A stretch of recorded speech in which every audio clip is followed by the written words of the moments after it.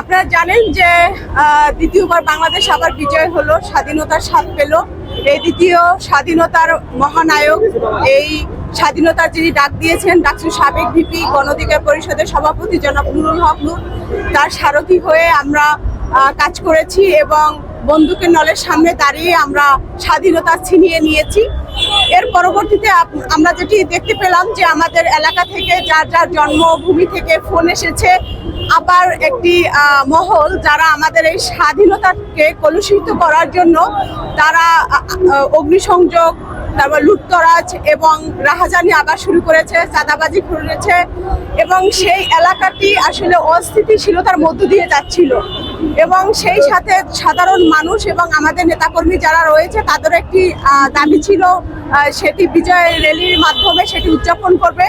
সবকিছু মিলিয়ে নিজের পটুয়াখালী 4 আসন, নিজের জন্মভূমি, সেখানে যাই। আসলে পটুয়াখালী 4 আসনের কলাপাড়া উপজেলার মেয়ে আমি, তো সেখানে ফিরে যাই এবং বিজয় র্যালি অনুষ্ঠান করি এবং সেই সাথে সাধারণ মানুষের কাছাকাছি যাওয়ার চেষ্টা করি এবং কিছু আমাদের ক্ষুদ্র নৃগোষ্ঠী রয়েছেন এবং হিন্দু ধর্মে যারা রয়েছেন তাদের কিছু মসজিদ, তাদের কিছু মন্দির এবং তাদের ঘরবাড়িতে অগ্নিসংযোগ হয়েছে সেখানে পরিদর্শন করি এবং যেখানে কিছু গরিব মানুষ রয়েছে তাদের গরু, তাদের সম্পদ, দোকানপাট লুটপাট হয় সেটি দেখার চেষ্টা করি এবং তাদের সর্বোপরি পাশে দাঁড়ানোর চেষ্টা করি এবং তার সাথে তালিকা করেছি এটি আসলে কারা করেছে, কারা আসলে উদ্দেশ্য প্রণীতভাবে আমাদের এই বিজয়টাকে কলুষিত করার জন্য আরেকটি মহল কারা এই মাথাচাড়া দিয়ে উঠেছে সেটি আমরা চিহ্নিত করার জন্য এলাকায় সময় দিয়েছি। অধিকার পরিষদের যে সিদ্ধান্ত সেটি হচ্ছে আমরা আবেদন করেছিলাম, ফ্যাসিস্ট সরকার প্রাথমিক পর্যায়ে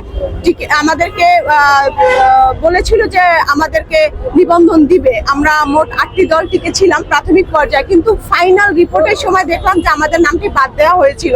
তাদের সাথে আসলে মিউচুয়াল হয়ে নির্বাচনে যাওয়ার জন্য প্রস্তাব রেখেছিল, সেটিতে আমরা আসলে রাজি না হওয়াতে তারা আমাদের নামটি খারিজ করে দিয়েছেন। কিন্তু রাইট নাও আমরা আবার অ্যাপ্লিকেশন করেছি এবং এবার আমরা দেখব আসলে যে তারা স্বতন্ত্রতা বজায় রেখে আমাদের সঠিকভাবে আইনি প্রক্রিয়ার মধ্য দিয়ে আমাদেরকে লিগ্যাল ওয়েতে আমাদের নিবন্ধন দেয় কিনা। যদি না দেয় সেক্ষেত্রে আমরা নির্বাচন কমিশনার যে কার্যালয় রয়েছে সেই অধিদপ্তর আমরা ঘেরাও কর্মসূচি করব এবং সেই সাথে যখন আমরা নিবন্ধন জন্য অ্যাপ্লাই করেছিলাম সেই সময় যেসব নেতৃবৃন্দ বা যেসব কর্মচারী কর্মকর্তা আমলা সচিব ছিলেন তাদেরকে প্রত্যেকের চাকরি থেকে বরখাস্ত করার জন্য, প্রত্যাহার করার জন্য সেই আন্দোলনে আমরা সেই ঘেরাও কর্মসূচিটি অনুষ্ঠান করতে চাই। আসলে দেখেন, আমরা রাজনৈতিক কর্মী যারা রয়েছি আমরা চাই আসলে জনগণের ম্যান্ডেট নিয়ে একটি সরকার গঠন হোক এবং জনপ্রতিনিধিত্ব হোক এবং সংসদ অধিবেশন হোক। সেই জায়গা অনুযায়ী সংসদ অধিবেশনে জনগণের চাওয়া পাওয়াটা তুলে ধরি আমরা এবং জনগণের কাছে সেবাটা পৌঁছে দিই।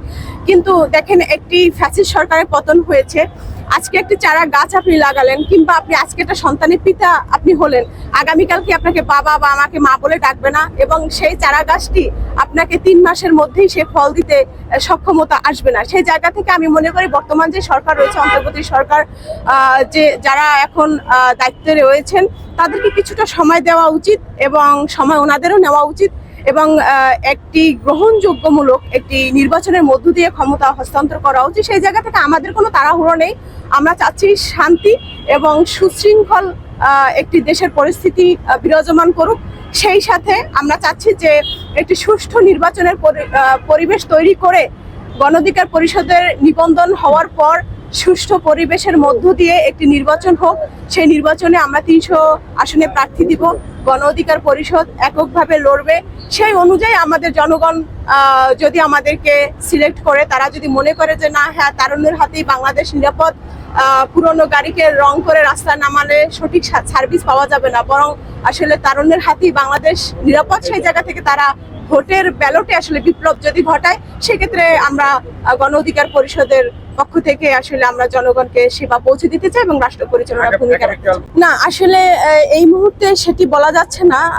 রাজনীতিতে শেষ বলে কোনো কথা নেই, একটি কথা আপনারা জানেন। তার পরিপ্রেক্ষিতে আমি বলতে চাচ্ছি আসলে এইটি হওয়ার সুযোগ নেই, কারণ এই ফ্যাসিস্ট সরকারকে ঝেঁটিয়ে বিদায় করার জন্য আমাদের যে মেধা, পরিশ্রম, ত্যাগ, তিতিক্ষা, জেল, জুলুম সবকিছুই আপনারা আমাদের সাথে থেকে আপনারা প্রত্যক্ষদর্শী, আপনারা সাংবাদিক ভাইয়ের, আপনারা দেখেছেন 7ই জানুয়ারিতে আমাদের কি ভূমিকা ছিল বা তার আগে কিংবা তারপরে আমাদের ভূমিকা আপনারা পরিলক্ষিত করেছেন। আপনারা সাংবাদিক ভাইয়েরা বোনেরা সবসময় আমাদের পাশে ছিলেন, আমাদের প্রোগ্রামগুলো জনগণের কাছে পৌঁছে দিয়েছেন। সেই জায়গা থেকে আপনাদের প্রতি অনেক কৃতজ্ঞতা প্রকাশ করছি। আর সেই সাথে এটিও বলতে চাচ্ছি যে এটি হওয়ার কোনোভাবে সুযোগ নেই এবং আমি কনফিডেন্টলি বলছি এটি আসলে হতে দেওয়া হবে না। অবশ্যই আমাদের একটি সমাধান আসবে, গণ অধিকার সহ যেসব রাজনৈতিক দল নিবন্ধনের জন্য অ্যাপ্লাই করেছে তার একটি সুরাহা, একটি সঠিক সমাধান আসবে। তারপরে একটি নির্বাচনের পরিস্থিতি তৈরি হবে, তারপর তফসিল ঘোষণা হবে, তারপরে নির্বাচনে আমরা অংশগ্রহণ করব। তখন আসলে কোন দল কার সাথে জোট করবে সেটি সেই নির্বাচনের মৌসুমে দেখা যাবে।